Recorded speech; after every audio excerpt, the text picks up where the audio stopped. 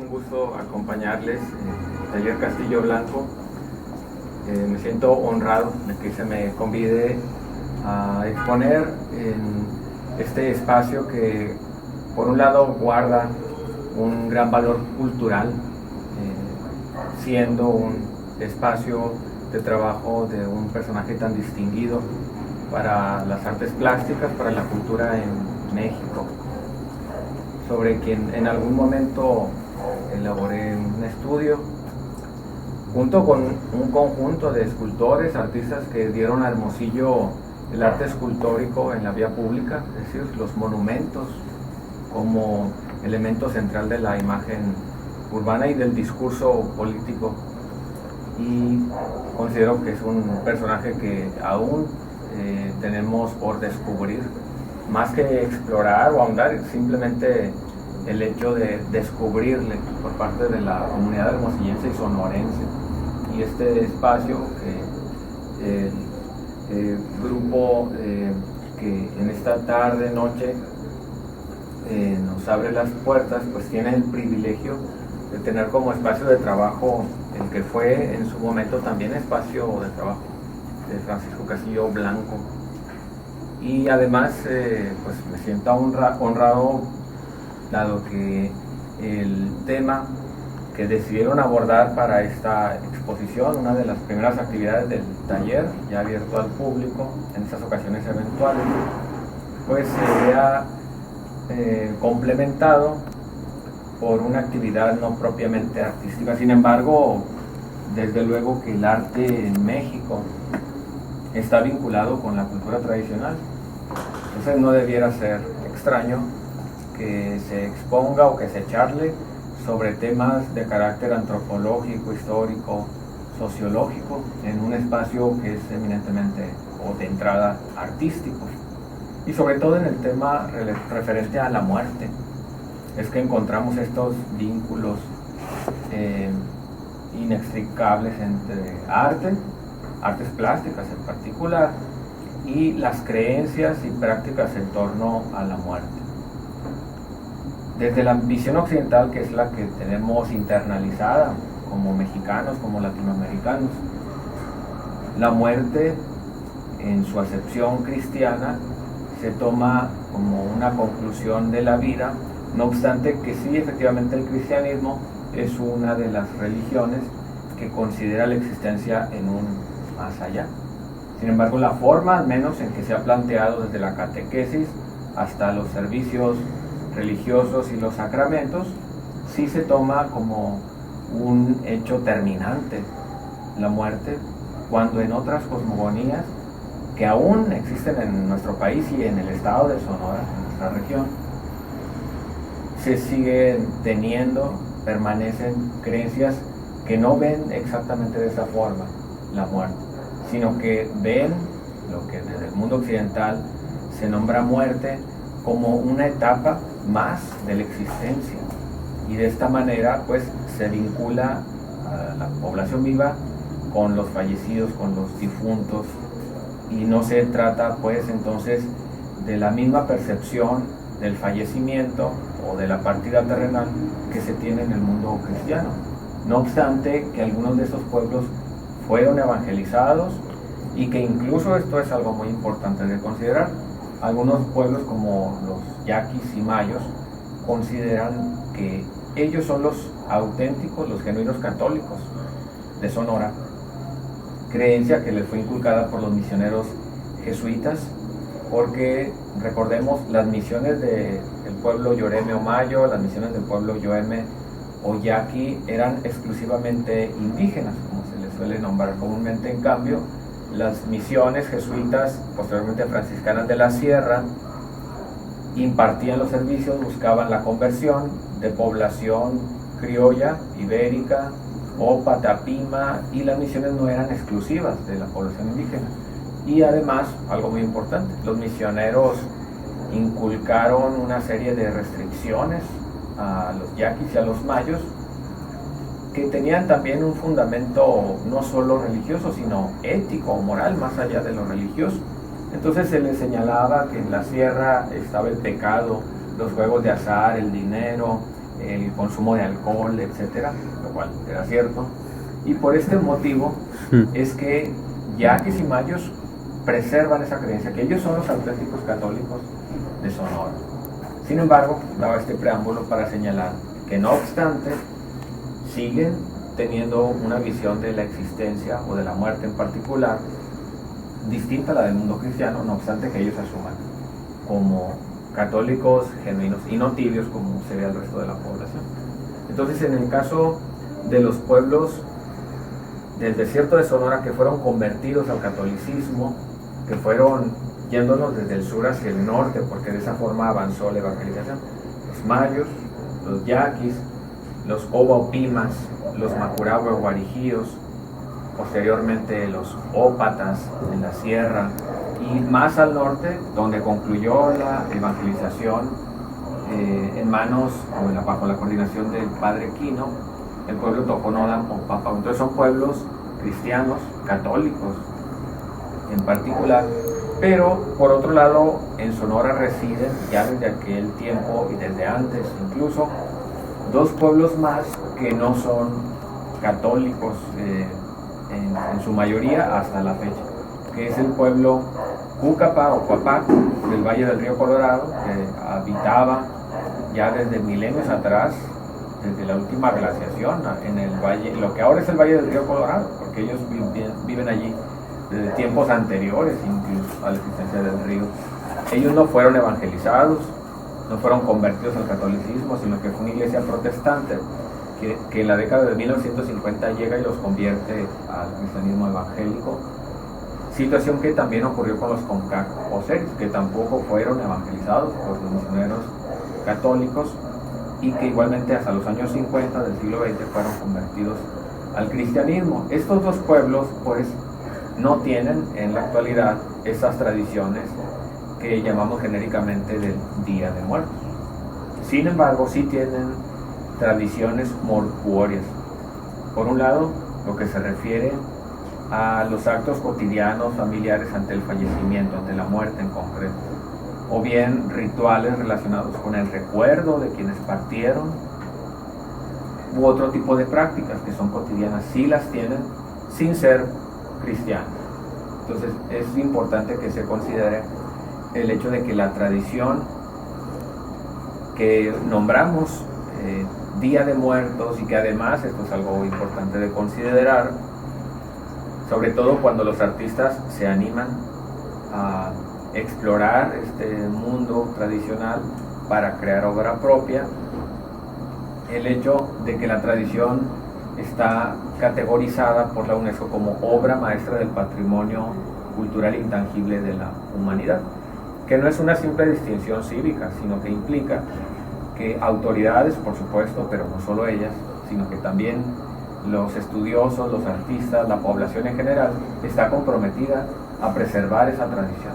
Entonces, cuando la UNESCO entrega esta distinción a cualquier expresión cultural en el mundo, se está también asumiendo un compromiso por parte de esa nación que está siendo distinguida.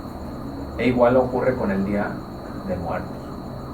Ese es el motivo por el que actividades como la que en esta noche nos comparte el taller Castillo Blanco es importante por la contribución que desde su trinchera aporta a la preservación de la tradición. ¿Qué sería lo contrapuesto? Sería aquella expresión que desvirtuara el sentido de lo que se supone se conmemora a partir de el primer día de octubre. En algunas culturas como los yaquis, desde el 1 de octubre inicia su ceremonial de muertos, o bien en estas fechas principales que se avecinan, San Luis Potosí, que abarca hasta el día 8 de noviembre. Entonces se trata de un conjunto de expresiones culturales que son muy diversas. En el caso de Sonora tenemos pues los pueblos cristianizados o católicos, los que son cristianos pero no católicos y por lo tanto no tienen no solamente el Día de Muertos, sino que tampoco tienen conmemoración de la Navidad o de la Cuaresma y Semana Santa. Esto es algo que incluso nos remite a situaciones chuscas o curiosas. Por ejemplo, se da en la vida escolar la situación de que hay profesores o profesoras que envían a su alumnado a elaborar investigaciones sobre la tradición de Cuaresma de los eris, lo cual es completamente absurdo, porque no existe tal tradición. En todo caso, se puede dar a los alumnos información referente a este tipo de actos. Adelante. Bueno, es una charla, adelante, no vamos a hacer formalidad. ¿Qué tal, Saúl? ¿Qué tal cosas? Bien, aquí. Compartiendo un rato, ¿se gustan sentarse? Como en el caso también de esta otra tradición, que es la de Cuaresma, Semana Santa, que básicamente es un acto institucional, ¿verdad? Porque se enmarca en la Iglesia Católica. Sin embargo, sí hay una relación con tradiciones previas o prehispánicas, como se dice comúnmente, que son los rituales de renovación del tiempo. Y eso ocurre en muchos pueblos, sean católicos o no lo sean, como el caso de los Toconodam, el caso de Pimas, Guarijíos, aquí en Sonora, que no tienen, bueno, en el caso de Pimas sí tienen una Semana Santa, un ritual de Semana Santa, pero a la vez tienen otros rituales que son el origen en el mundo de lo que en el cristianismo se llama la Cuaresma, y que son en realidad rituales de renovación del tiempo. Se agradece la bonanza de la agricultura, y ocurre de nueva cuenta justamente en estas fechas. Entre octubre y noviembre, en las culturas del mundo existen ceremoniales que lo que nos recuerdan no es tanto la liturgia católica, es decir, los planteamientos oficiales inculcados, no, sino procesos naturales. Entonces, en muchas culturas del mundo, desde septiembre incluso, también aquí en Sonora, se dan las cosechas desde tiempos prehispánicos. Entonces no se debe simplificar este tipo de tradición asumiendo que se trata de imposiciones de la catequesis o de la evangelización, sino que ya existían antecedentes de las prácticas que ahora vemos como folclóricas, ¿verdad? Porque el Día de Muertos se ve también como algo folclórico, sobre todo en años recientes, que en el caso de la Ciudad de México se ha promovido un desfile de Día de Muertos que no representa la tradición. Es algo muy curioso que la Organización Mundial de la Salud hace alrededor de 10 días dio prácticamente, así lo digo en mis palabras, pero claro, fue planteado de otra manera, pero finalmente como que dio permiso de que los mexicanos conmemoraran a los muertos, refiriéndose más bien al desfile que se hace en la Ciudad de México, que no es en sí la tradición. Y bueno, por otro lado, tenemos también una oleada de concursos de altares de muertos que se ha venido dando desde alrededor de 20 años en instituciones como la Universidad de Sonora, Radio Sonora organiza también un concurso, escuelas particulares, etcétera, que no necesariamente son una contribución a la preservación. Y bueno, lo digo como jurado de estos mismos concursos que he sido por muchos años. La semana que entra lo seré en el concurso del periódico El Imparcial. Pero precisamente por esas experiencias es que sé que en el trasfondo no siempre hay un estudio o una reivindicación de la tradición. En cambio, bueno, no es tampoco un cebollazo como dicen, pero en cambio aquí en el Taller Castillo Blanco tenemos un tapanco que nos remite a la ofrenda tradicional de los pueblos yaqui y mayo, lo cual no es muy usual. Y bueno, no lo digo justo en este momento, lo he dicho incluso en esos mismos concursos, en las premiaciones. Los docentes, y los menciono a ellos antes que a los alumnos participantes, porque así ocurre, les piden el típico tradicional mestizo, el que es de 3 niveles o 7 niveles, y que además por lo general no se cumple tampoco con ese esquema o esa estructura del altar tradicional, que tiene un trasfondo, o sea, un simbolismo. Si es de 3 pisos es por un motivo, o si es de 7. En cambio se encuentran de 5 niveles o de 14 niveles, y rompiendo las estructuras, ¿no? Creyéndose arquitectos, acá como nuestro colega, y hacen un despliegue. Eso lo vi, por cierto, lo recordé ahorita, y participaron arquitectos en un concurso de altares del Inca, y sí vi unas escenografías impresionantes, pero pues de tradicional hay muy poco. Entonces, aun cuando en los esquemas para evaluar los tapancos o los altares en general se considera la creatividad, pues en realidad el concepto de creatividad, ya no digo solo en la cultura tradicional, sino incluso en el arte, pues es muy debatible, ¿no?, qué es la creatividad y cómo se puede evaluar. Entonces, en cuanto a las expresiones tradicionales, no existen esos mismos parámetros, que son los que guían a los mestizos que hacen esta mezcla, ya no solo esta especie de revitalización que no se logra de la tradición de Día de Muertos, sino que incluso la fusionan con el Halloween en regiones como Sonora. Ya se da una simbiosis, ¿no? Ya no se sabe si son brujas o catrinas, ¿no?, las chicas que salen en esas noches a departir con las amistades.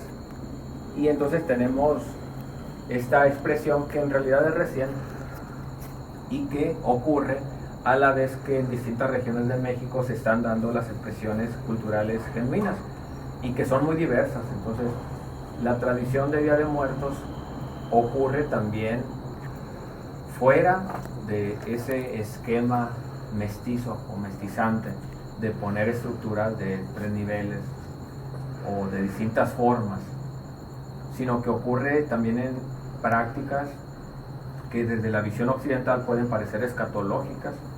Por ejemplo, al norte de Campeche, donde comunidades mayas exhuman a sus muertos para retirar los mantos que han preparado en su momento para cubrirles en el año anterior, para limpiar los huesos, para entregarles una ofrenda, y haciéndolo así cada año. O bien en el caso de Chantolo, ya mencionaba la Huasteca, donde ocurre esta tradición, en la que hay música que no remite al dolor, como en el caso de las plañideras o de las mujeres que lloran, en el caso de la cultura Comcac o Seri, durante el entierro, sino que por el contrario, o bien en el mundo cristiano, de hecho la palabra es más común en el cristianismo, de plañideras, mujeres que lloran, que actúan el llanto en ciertas ceremonias, y que los Comcac también tienen. Pero por el contrario, en la Huasteca la música es alegre. Entonces estos grupos de músicos van por las casas durante estos días, incluso expresando los sones tal como son, con cierta picardía, improvisando versos que pueden tener connotaciones sexuales, pero ese es precisamente el espíritu, ¿no?, de los sones de la Huasteca. Así han sido, y durante el Día de Muertos, o los días de la tradición del Día de Muertos, que son varios, desde el día 31 de octubre hasta el 8 de noviembre, también se expresan de esa misma forma. En Sonora pues tendríamos cierta similitud con los tacatacas, aun cuando el sonorense promedio dice que aquí no existe la tradición, pero el hecho de ir al panteón, ya sea el municipal, de la Yáñez o en los pueblos, para llevarles una banda o pequeños conjuntos norteños o limpiar la tumba, eso es en sí la tradición. Es decir, la tradición no debe esquematizarse en cuanto a que se debe cumplir una ofrenda con cierta estructura arquitectónica mínima, sino que todas esas expresiones son las que distinguió la UNESCO cuando se le dio la categoría de Patrimonio de la Humanidad, como se dice comúnmente.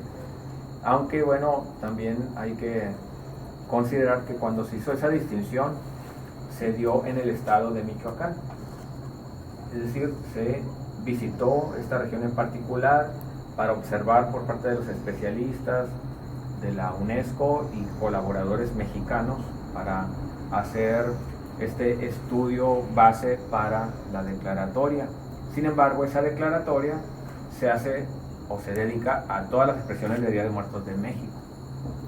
De allí que yo haga este hincapié en que las expresiones culturales deben distinguirse entre las tradicionales y las que representan más bien, sí, expresiones culturales, pero no la tradición en sí. Es válido, pues, pero teniendo claro cuál es la tradición y cuál es una expresión emergente, contemporánea. Porque también ha ocurrido que algunas expresiones culturales en el mundo han sido sacadas de ese catálogo, de ese listado, el término que se usa, de patrimonio cultural, y ha ocurrido pues en ciudades europeas que han tenido centros históricos que en algún momento por su deterioro son excluidas como patrimonio de la humanidad. En el caso de México, Xochimilco estuvo en riesgo de que se le retirara porque, como bien sabemos, es un área natural muy deteriorada, contaminada, y ha estado en riesgo de que se le retire porque, bueno, si no lo sabían, es también patrimonio de la humanidad. Entonces, si la tradición de Día de Muertos se convierte simplemente en una fiesta de fin de semana, en un acto folclórico, pues nos estaríamos acercando también a una situación de ese tipo, aunque los pueblos, por supuesto, continuarían con sus propias creencias. Y bueno, en este pasillo del taller Castillo Blanco se colocaron algunas cédulas sobre las tradiciones de los distintos pueblos originarios, que son 7 los que habitan Sonora, más el pueblo Kicapú, que llegó hace alrededor de un siglo, durante el Porfiriato. En ese tiempo se avecindaron acá, pero los originarios son 7, teniendo todos ellos tradiciones mortuorias que pueden parecer sorprendentes para quienes han esquematizado la muerte a partir de sus hábitos, digamos, o su capital cultural cristiano. Por ejemplo, en el caso del pueblo Papaco Cucapá del Valle del Río Colorado, ellos practican la cremación y no es un acto que se contemple en las normas mexicanas. Bueno, con ellos he trabajado hace más de 20 años y en aquel tiempo ellos se enfrentaron todavía problemas con policía municipal, con ministerios públicos, con Secretaría de Salud, o sea, servidores públicos de la Secretaría de Salud, por la práctica de la cremación. Porque esto nos remite a otro tema que pues, yo no voy a tratar, quizás alguna compañera, lo digo así en femenino, porque así es como se ha venido explorando el tema en los últimos años, en relación con el cuerpo. El Estado, la República, asume el control de los cuerpos. Entonces únicamente el Estado puede autorizar no solo la cremación, sino también la exhumación, aunque los mayas de Campeche lo hacen y los Cucapá creman a sus muertos. Pues hay una contradicción entre el marco normativo y la realidad sociocultural. La cuestión es que los Cucapá llegaron a ser amedrentados, detenidos por practicar la cremación. Ahora, hay otra implicación territorial. El pueblo Cucapá habitaba lo que ahora es el Valle del Río Colorado, lo que ahora es el municipio de Mexicali y una porción de Arizona, donde viven todavía. Pero viven recluidos en Arizona en reservaciones, en una reservación, y en México en ejidos. Ya no disponen de toda esa área. Anteriormente, todavía hasta mediados del siglo XX, ellos cremaban a las personas fuera del área habitacional, en cualquier sitio del monte, y allí se enterraban las cenizas, allí quemaban sus pertenencias y luego las depositaban. Conozco al menos una de las tumbas con esas evidencias. Y no se volvía a tener contacto con la persona de manera indirecta, es decir, sus fotos, sus retratos se guardaban, se procuraba no hablar de ellos incluso. Las casas se quemaban, la familia se trasladaba a otro sitio a construir una nueva casa, o bien ya en décadas recientes se iban a vivir a San Luis, Río Colorado, o a otro ejido vecino. Y bueno, me tocó ver todavía la destrucción de casas. Estoy hablando de fines de los 90, principios del siglo XXI. Por supuesto que ya no es conveniente afectar el patrimonio familiar. Entonces, lo que se hace es abandonar la casa temporalmente y después se regresa. Sin embargo, la creencia se mantiene, es decir, para ellos es un sacrificio no cumplir con el ritual. De tal forma que sí vuelven al sitio donde vivió la persona que ya partió. Esta misma creencia, no la misma práctica, pero sí la misma creencia la tienen los José. Cuando una persona fallece, este sitio habitacional que es la casa ha quedado contaminado y por ese motivo el padrino de muerte es quien debe realizar una purificación en esa casa habitación, y hasta entonces la familia puede retornar, y para eso transcurren varios días. Este tipo de prácticas no las tienen los demás pueblos porque sí fueron cristianizados, y en estos casos existen las ofrendas entre guarijíos o Macurahue o Baupimas, y en el caso de Yaqui o Mayo, que son los pueblos que se recuerdan aquí en este pasillo con el Tapanco, tienen una ofrenda más similar a la católica, que da cumplimiento a los elementos básicos, que es la ofrenda alimenticia, la sal, el agua, los símbolos cristianos. Ahí aparece la cruz justo como debe ubicarse, en la cabecera. Ahí en la cabecera hay variación, claro, entre el Tapanco de Yaquis, el Tapanco de los Mayos. Por ejemplo, la plancha, en sí la parte superior de esta especie de mesa que se hace con carrizo en el caso de los Mayos, con batamote, con yaquis. Puede variar también en cuanto a la estructura, que puede ser de batamote o de mezquite en el caso de los yaquis, pero la estructura en su forma es prácticamente la misma, y la ofrenda también es muy similar. Varía respecto a la ofrenda mexicana mestiza popular, en cuanto a que recurren a alimentos naturales, por supuesto. Entonces hay abundancia de frutas, aunque también puede haber bebida alcohólica, es decir, el gusto de la persona. Aquí en este caso, pues tenemos una botella que no sé si se va a abrir esta misma noche. Bueno, alguien del público lo preguntó, posiblemente. Soy vocero, esa inquietud. Y bueno, tenemos también la ofrenda de flores, que esto es algo interesante en cuanto al uso de las flores, que es un elemento común entre las culturas ibéricas, europeas, y las culturas mesoamericanas, y bueno, también de acá de Mesoamérica, Aridoamérica. Algo que sorprendió a los españoles, como solemos decirles comúnmente, fue el gusto por las flores que ellos también tenían. Entonces se encontraron en las antiguas casas mexicas, pues las últimas que existieron ante la conquista de México Tenochtitlan, fue que en las casas había patios centrales, como en lo que ahora llamamos España, y que además había abundancia de flores. Y así pues en la ofrenda hay también abundancia de flores en el caso de yaquis y mayos, y no necesariamente el cempasúchil. Entonces debemos quitarnos esos esquemas, ¿no? Debe ser de tantos pisos, con cempasúchil, calaveritas, y ya, con esto se gana el concurso. No necesariamente. Entonces hay que indagar en cuanto a los pueblos originarios, qué es lo que representa una ofrenda de acuerdo con sus prácticas que son cotidianas. En el caso del pueblo yaqui, su ceremonial inicia el día 1 de octubre, cuando se toca por primera vez la campana cada tarde en el templo. Templos que están rodeados del Camposanto. No sé si ustedes conocen las comunidades yaquis, tienen esa disposición. El cementerio está afuerita de la iglesia, del templo, que puede parecer también escatológico, como esta otra actividad ritual de Campeche, pero no es así. Es en realidad un diseño espacial de asentamiento que viene de Europa y que ellos lo han preservado, así como han preservado también, que no es una casualidad, no es una mera coincidencia, así como han preservado yaquis y mayos las arpas del periodo barroco, que son las que siguen tocando para las danzas de pascola y venado o de matachines, porque son los instrumentos que trajeron los misioneros y que ellos los siguen no solo tocando, sino fabricando. Entonces una arpa comprada en una tienda de música de la ciudad, de Obregón o de Hermosillo, no les sirve a ellos. Ellos son fabricantes, igual lo hacen los Macurahue o guarijíos, y eso así como en otras prácticas que son cotidianas o ceremoniales, o el diseño del propio pueblo tiene un origen europeo de hace 4 o 10 siglos.